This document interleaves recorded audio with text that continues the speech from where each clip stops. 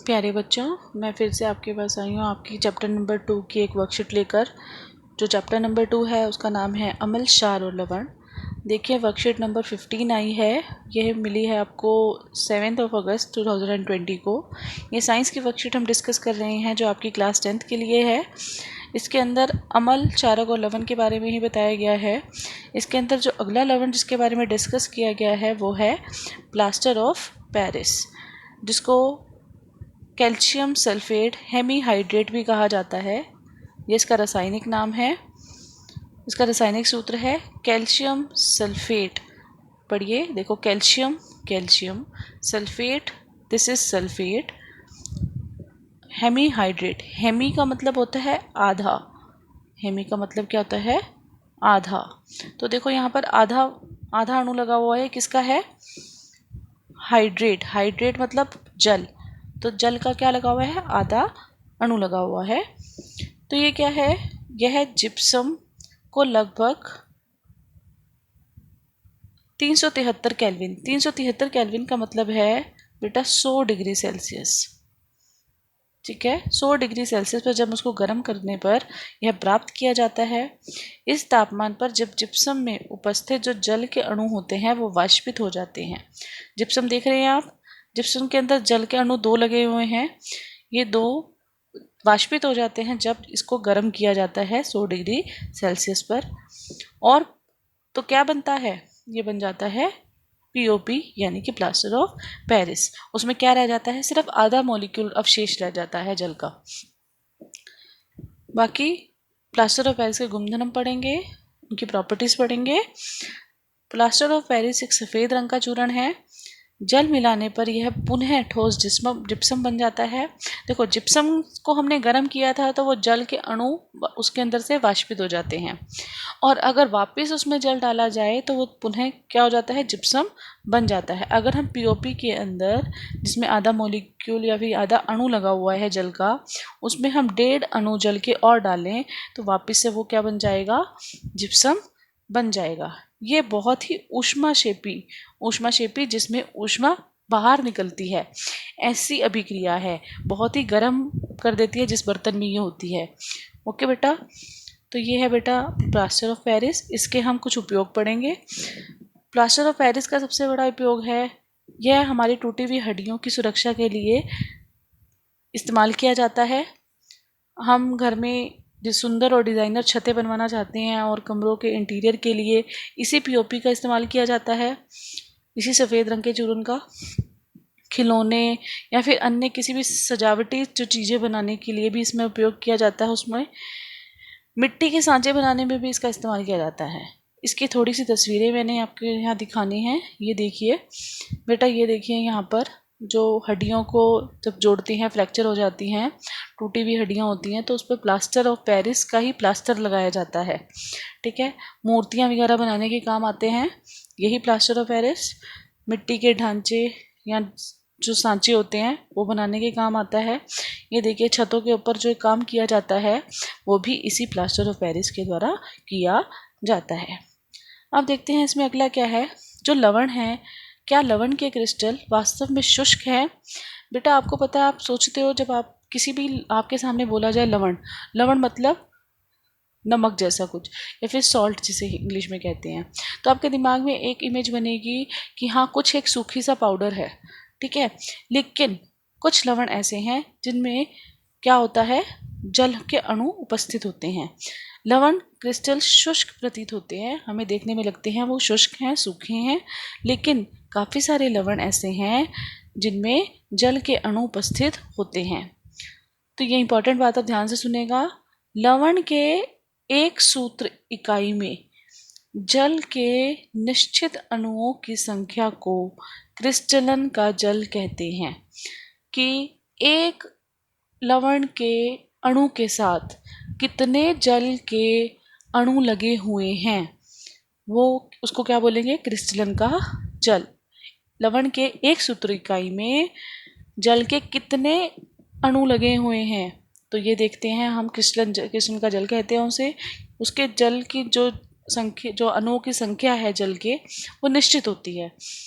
ऐसे लवण जिनमें जल के अणु उपस्थित होते हैं उन्हें आर्द्र लवण कहते हैं। आर्द्र क्यों कहेंगे? उनमें नमी है। नमी क्या होती है? जल। ठीक है, तो जैसे कि बहुत बढ़िया उदाहरण दिया गया है कॉपर सल्फेट का, इसमें बहुत ही बढ़िया इसका रिजल्ट आता है। आप लैब में एक्सपेरिमेंट भी करते हैं, इसका प्रयोग है तुम्हारा। कॉपर सल्फेट के क्रिस्टल कौन से रंग के होते हैं? नीले रंग में, क्योंकि इनमें कितने अणु होते हैं जल के? ये देखिए, कॉपर सल्फेट बिंदु 5 जल के अणु। आपने जो पिछली वर्कशीट आई थी जिसमें धोने का सोडा कराया गया था, उसमें ध्यान दिया होगा, वो उसमें सोडियम कार्बोनेट के साथ 10 जल के अणु लगे हुए थे। ऐसे ही इसमें कॉपर सल्फेट के साथ कितने जल के अणु हैं? 5। प्लास्टर ऑफ पेरिस में देखा, उसमें कितने लगे हुए थे? 1.5 जल के अणु। और आपने जिप्सम में देखा कितने जल के अणु थे? 2। कॉपर सल्फेट में कितने हैं? 5। कॉपर सल्फेट का रंग नीला इसी वजह से होता है क्योंकि इसमें 5 जल के अणु लगे हुए हैं, जिसके कारण कॉपर सल्फेट का रासायनिक सूत्र ये है, मैंने आपको बता दिया। जब कॉपर सल्फेट के क्रिस्टल गर्म किए जाते हैं, जब इसको क्या किया जाएगा? गर्म किया जाएगा, तो ये अपने जल के अणुओं को छोड़ देगा और क्या बन जाएगा? सिर्फ कॉपर सल्फेट बन जाएगा, शुष्क कॉपर सल्फेट बन जाएगा। और ऐसा कॉपर सल्फेट को हम अनाद्र कॉपर सल्फेट बोलते हैं। क्या बोलते हैं? अनाद्र। अनाद्र आद्र का उल्टा है। आद्र यानी कि नमी, और अनाद्र यानी कि जिसमें नमी ना हो, यानी कि जल के अणु ना हो। ये देखिए, जब इसका, और इसका यहाँ पर रंग कैसा था? नीला। यहाँ इसका रंग था नीला, यहाँ इसका रंग हो जाता है सफ़ेद। ठीक है, जब यहाँ लिखा हुआ है तो ये जल के अणु को त्याग कर देता है, क्योंकि गर्म करने पर पानी क्या हो जाता है? वाष्पित हो जाता है, इसका रंग सफ़ेद हो जाता है। यहाँ पर एक अभिक्रिया लिखी है, इस अभिक्रिया को अच्छे से देखिएगा, समझिएगा। लेकिन जब अनाद्र कॉपर सल्फेट में जल मिलाया जाता है, दोबारा से अगर इस अनाद्र कॉपर सल्फेट में दोबारा से अगर मैं जल डाल दूंगी, तो बेटा ये दोबारा से नीला रंग का हो जाता है। तो यह पुनः नीले रंग का हो जाएगा, क्योंकि उसको नमी दोबारा मिल गई, जल के अणु दोबारा मिल गए, और जल के अणुओं की वजह से ही उसका रंग कैसा था? नीला था। देखिए यहाँ पर आपको दिखाती हूँ। देखिए यहाँ पर सबसे पहले जो हमारा ये है कॉपर सल्फेट। कॉपर सल्फेट जिसमें क्या है? 5 अणु जल के लगे हुए हैं, तभी इसका रंग कैसा है? नीला। और यहाँ क्या है? ये सफ़ेद रंग का दिखाई दे रहा होगा आपको, तो ये अनाद्र है, क्योंकि इसके अंदर जल के अणु वाष्पित हो चुके हैं। और यहाँ देखिए, जब इसमें दोबारा जल मिलाया गया तो दोबारा से इसका रंग कैसा हो गया? नीला।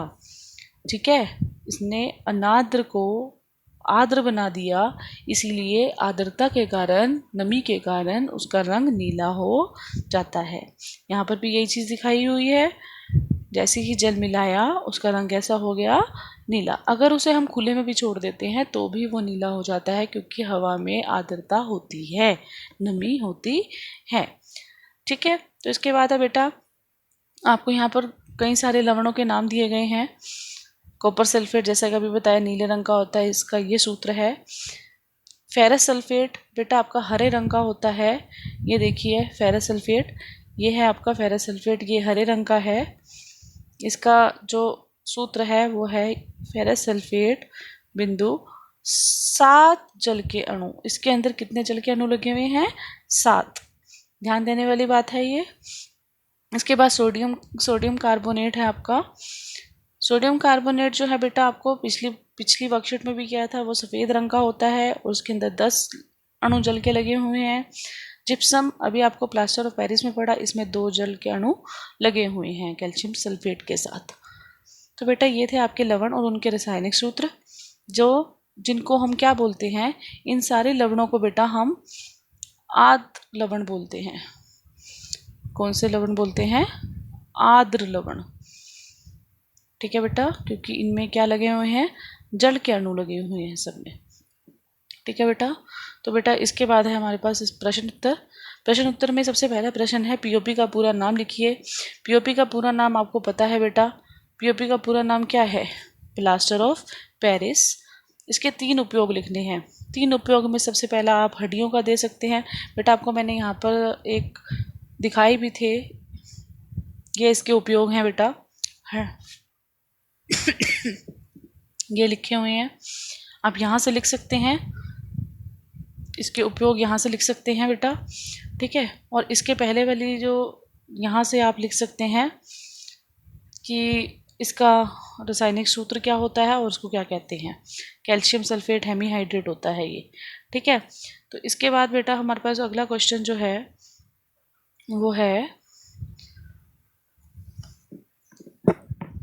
उदाहरण सहित क्रिस्टलन का जल परिभाषित कीजिए। बेटा ये भी आपकी वर्कशीट में बड़ी आसानी से दिया गया है। यहाँ पर अगर हम ध्यान से देखेंगे, ये देखिए बेटा, ये देखिए क्रिस्टलन का जल यहाँ लिखा हुआ है। लवण के जल सूत्र के इकाई में, एक सूत्र इकाई में जल के निश्चित अणुओं की संख्या को क्रिस्टलन का जल कहते हैं।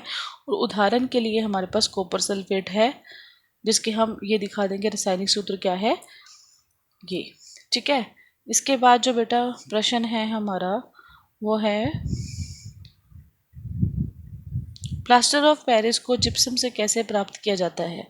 बेटा इसके लिए मैंने और लिखा है यहाँ पर, ये देखिए प्लास्टर ऑफ पेरिस है ये, इससे हम प्लास्टर ऑफ पेरिस है यानी कि आपका POP, इससे हमने क्या प्राप्त करना है, ये जिप्सम से हमने प्लास्टर ऑफ पेरिस को कैसे प्राप्त किया। जब हम जिप्सम को गर्म करते हैं, ये गर्म है बताया था उसने, जब उसको 100 डिग्री सेल्सियस पर गर्म करते हैं तो उसके जल के अणु बाष्पित हो जाते हैं और वो प्लास्टर ऑफ पेरिस बन जाता है।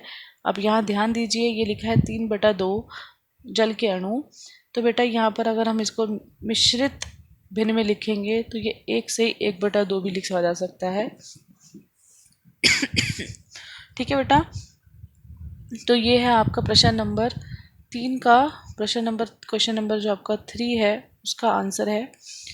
इसके बाद है क्वेश्चन नंबर 4, क्या होता है जब क्रिस्टलन कॉपर सल्फेट को गर्म किया जाता है, इस प्रकार बनने वाले पदार्थ का रंग क्या होगा। तो बेटा आपको पता है क्रिस्टलन जो कॉपर सल्फेट होता है उसका रंग नीला होता है, मैंने यहाँ पर भी दिखाया था, और वो सफ़ेद रंग का हो जाता है जब उसे गर्म किया जाता है। तो यहाँ पर से आप लिख सकते हैं बेटा, इस वाली यहाँ इस जगह पर आपका सारे इसके उत्तर लिखे गए हैं। ये वाला, जब कॉपर सल्फेट को क्रिस्टल जल गर्म किया जाता है तो जल के अणु का त्याग करता है, उसका रंग सफ़ेद हो जाता है। इस अभिक्रिया को लिखना बहुत ज़रूरी है, ठीक है। और ये बाकी की बात भी लिखेंगे, जब वो नमी के संपर्क में आता है फिर से नीले रंग का हो जाता है, ठीक है बेटा। तो इसके बाद बेटा आपका ये जो यहाँ पर दूसरा क्वेश्चन इसी के अंदर था, वो था कि इस प्रकार के बनने वाले पदार्थ का रंग क्या होगा। तो बेटा वो क्या होगा, सफ़ेद। और वो कौन सा पदार्थ है जो बन रहा है, वो है अनाद्र कॉपर सल्फेट, ठीक है बेटा, कॉपर सल्फेट। अब क्या है, किन्हीं 3 आर्द्र लवणों के नाम बताइए और उनके रासायनिक सूत्र भी लिखिए। तो बेटा ये भी आपकी स्लाइड में अच्छे से दिया हुआ है, देखिए बेटा, ये रहे आपके रासायनिक सूत्र उनके, और ये रहे उनके नाम, और ये रहे उनके रंग। आप 3 की जगह 4 भी लिख सकते हैं इसमें से, अच्छी बात होगी, आपको सारे याद होने चाहिए। कोई भी क्वेश्चन में पेपर में पूछा जा सकता है कि इसका रंग नीला है, उसका सफ़ेद हो जाता है गर्म करने पे, तो उस पदार्थ का नाम बताइए। तो बेटा वो आपका कॉपर सल्फेट होगा। तो ऐसे ऐसे क्वेश्चन बन के आते हैं पेपर में, ध्यान से पढ़ेंगे तो सब समझ में आएगा। तो बेटा ये थे आपके क्वेश्चन आंसर्स इस वर्कशीट के। अगली बार फिर वर्कशीट के साथ दूसरी वर्कशीट के साथ आएंगे, तब तक के लिए हंसते रहिए, मुस्कुराते रहिए।